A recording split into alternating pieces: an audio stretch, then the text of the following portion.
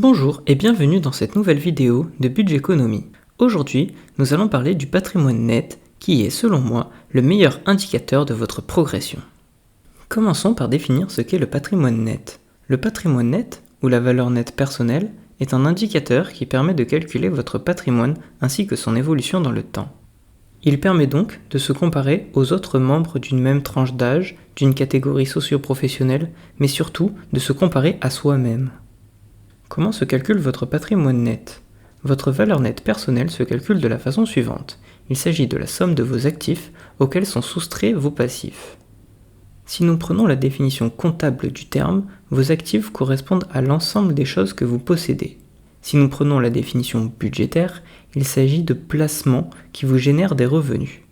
Pour ma part, je compte dans les actifs l'épargne, qu'elle soit de précaution ou projet, les biens immobiliers, la résidence principale, mais aussi les investissements locatifs, et les investissements, que ce soit de la bourse, des crypto-monnaies ou du crowdlending. Les passifs sont l'ensemble de vos dettes.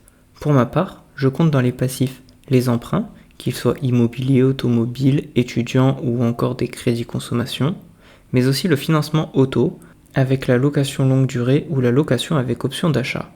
Nous pouvons noter aussi le paiement en plusieurs fois, et les prêts que l'on doit à des connaissances, famille ou amis. Bien que pour ma part, ceux-ci sont à proscrire s'il est possible de faire autrement. En effet, cela peut entacher des relations, qu'elles soient amicales ou familiales. Revenons à la valeur nette personnelle avec de petits exemples qui vous permettront d'illustrer mes propos. Dans le premier exemple, la personne n'a que des actifs. Il s'agit d'une personne qui gagne peu et qui a pu ouvrir un LEP, livret d'épargne populaire, avec un taux intéressant. Sur son LEP, il a réussi à épargner 5 000 €. N'ayant pas de passif, son patrimoine net personnel est donc de 5 000 €. Pour l'exemple numéro 2, cette personne épargne alors 7 000 € sur son LEP et 5 000 € sur un livret A. Le montant total de ses actifs est donc de 12 000 €. Cependant, cette personne a un passif, une location longue durée d'une valeur de 16 000 €. Ce passif étant supérieur aux actifs de cette personne, son patrimoine net est négatif. Le patrimoine s'élève donc à moins 4 000 €. L'exemple numéro 3 correspond à celui d'une personne ayant de plus hauts revenus et qui a pu épargner et investir. Dans les actifs, nous retrouvons un livret A pour l'épargne de précaution à hauteur de 10 000 €, un PEA qui permet un investissement à hauteur de 5 000 € et une résidence principale dont le coût d'acquisition est de 120 000 €. Au niveau des passifs, nous pouvons voir que cette résidence principale a été achetée à crédit et que le crédit coûtera à l'investisseur 128 000 €. En effet, il faut payer les 120 000 € de capital auxquels viennent s'ajouter les intérêts bancaires. Au global, cette personne a un patrimoine net positif de 7 000 €. Mais ce patrimoine va évoluer au fur et à mesure du temps. En effet, chaque mois, il va rembourser une partie de son crédit et donc diminuer ses passifs. Le patrimoine net est ainsi augmenté mensuellement de la valeur du remboursement. C'est pour cela que certaines personnes appellent les remboursements de crédit de l'épargne forcée. Avant de passer à la suite de cette vidéo, petit point statistique sur la médiane. La médiane est une valeur qui sépare la moitié inférieure de la moitié supérieure des individus d'une série statistique. Ainsi, la médiane est donc un indicateur de tendance centrale. Par comparaison à la moyenne, elle est insensible aux valeurs extrêmes. Prenons deux séries statistiques pour expliquer la différence entre moyenne et médiane.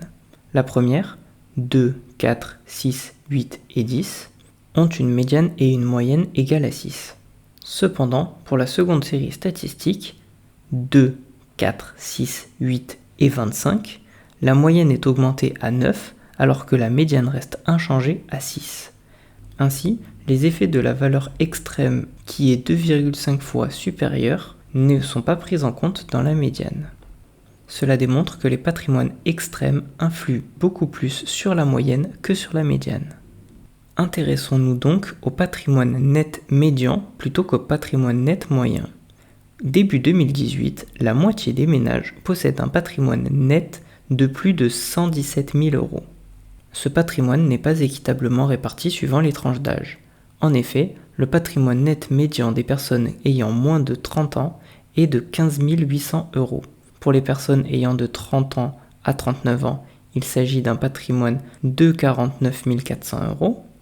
Entre 40 et 50 ans, le patrimoine augmente à 110 800 euros. Il s'agit principalement d'une augmentation liée à l'achat de la résidence principale et au remboursement des mensualités de crédit. De 50 à 60 ans, le patrimoine continue d'augmenter, que ce soit par des investissements ou le remboursement du crédit de la résidence principale, et cela jusqu'aux 70 ans. Nous pouvons voir que pour la catégorie supérieure à 70 ans, le patrimoine net médian diminue. Nous pouvons justifier cela par le fait que les personnes sont à la retraite et ont donc un revenu inférieur. De plus, en règle générale, les crédits sont totalement remboursés et il faut parfois même diminuer le patrimoine afin de payer la maison de retraite. Nous venons de voir qu'il est possible de comparer son patrimoine net par rapport à la médiane d'une tranche d'âge ou d'une catégorie socio-professionnelle. Cependant, je pense que ce n'est pas la meilleure utilisation de cet indicateur.